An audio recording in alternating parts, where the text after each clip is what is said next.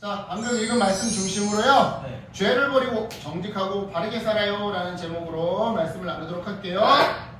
여러분, 오늘은 아주 오래전에 스가랴 선지자가 활동하던 때로 잠시 여행을 떠나보려고 하는데요. 그 시절에 이스라엘 사람들은요, 오랫동안 바벨론이라는 나라에 이렇게 노예로 끌려가서 살고 있었더랬어요. 왜냐?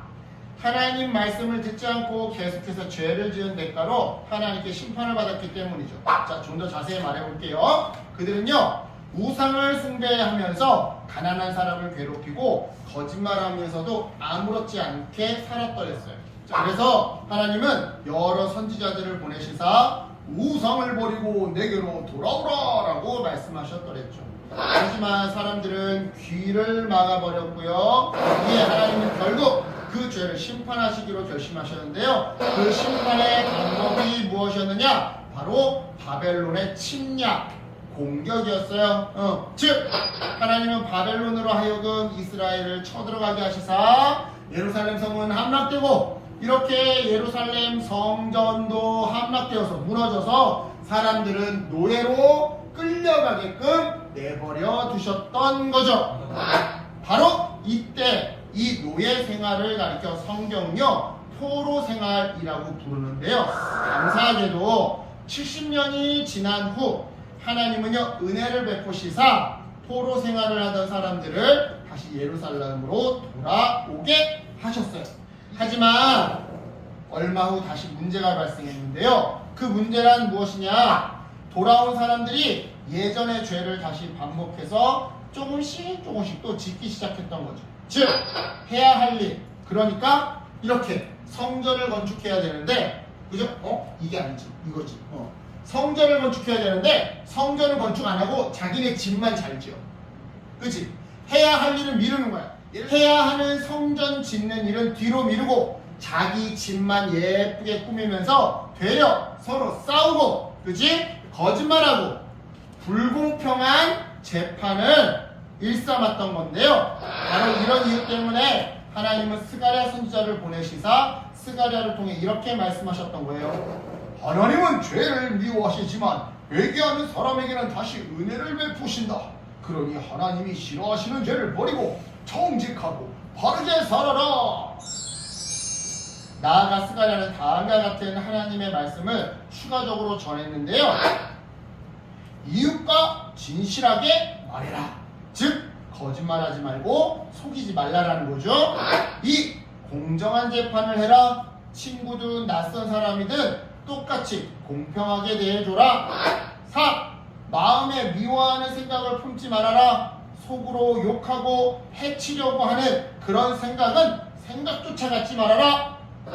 4. 거짓을 좋아하지 마라. 장난이라도 거짓말이나 속임수를 즐기지 말아라. 그래요, 여러분. 이러한 말씀을 통해 우리는요, 하나님이 기뻐하시는 것이 뭔지를 정확하게 알 수 있는데요. 하나님이 기뻐하시고 원하시는 것은요, 이렇게 큰 예배당에서 멋지고 화려하게 예배하는 그런 멋진 예배의식이 아니에요. 오히려 더 중요한 것보다 정직하고 올바른 마음이다. 가난한 사람을 도와주고, 그죠? 정직하게 살아가고 사이좋게 살아가고, 이처럼 정직하고 올바른 마음으로 살아갈 때 하나님은 감사하게도 놀라운 축복을 주시겠다고 약속해 주셨는데요. 스가랴를 통해 약속해 주신 하나님의 축복은 다음과 같았어요. 너희가 진리와 화평을 사랑하면 슬픔과 절망의 날이 기쁨과 축제의 날로 바뀔 것이다. 여러분, 이건 정말 대단한 변화의 약속이었어요. 생각해보세요. 슬픔이 기쁨으로 변한대요. 즉 괴롭힘 당하고 따돌림 당하고, 그지? 몸이 아프고 가난했던 삶에 지금 얘가 뭐 하는 건지 알아? 쓰레기 줍는 거야. 왜?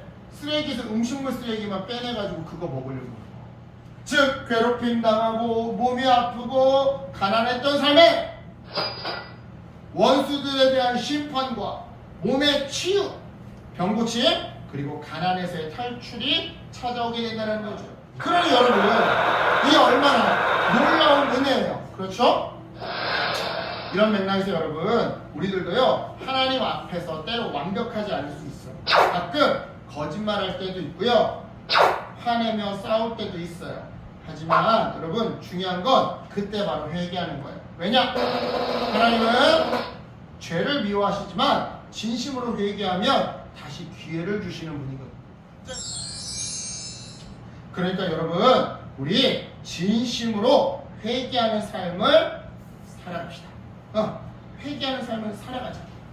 쉽게 말해서 친구에게 약속을 지키고 거짓말 대신 솔직하게 말하면서 틀렸을 때 끝까지 자존심 부리는 게 아니라 미안해 라고 말하고 평화롭게 살아가자 이 말이에요.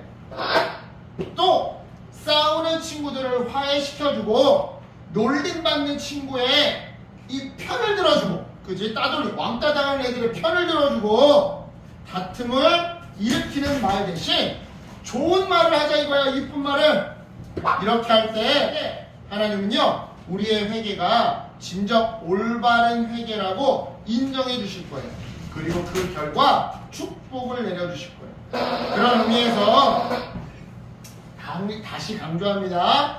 여러분 하나님이 미워하시는 죄를 버리고 정직하고 바른 마음으로 살아갈 수 있어요. 그리할 때 우리의 삶이요 다른 사람들한테 와, 저 친구 옆에 있으면 참 좋아 라는 매력으로 다가가게 될 거예요.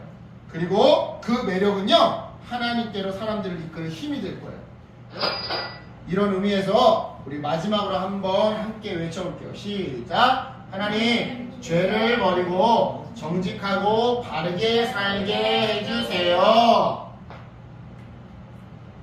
자, 이 결단대로 살아가면서 모든 슬픔이 기쁨으로 변하는 하나님의 놀라운 축복을 받는 여러분과 제가 되기를 예수님의 이름으로 축복합니다. 아멘. 기도할게요. 하나님 감사합니다.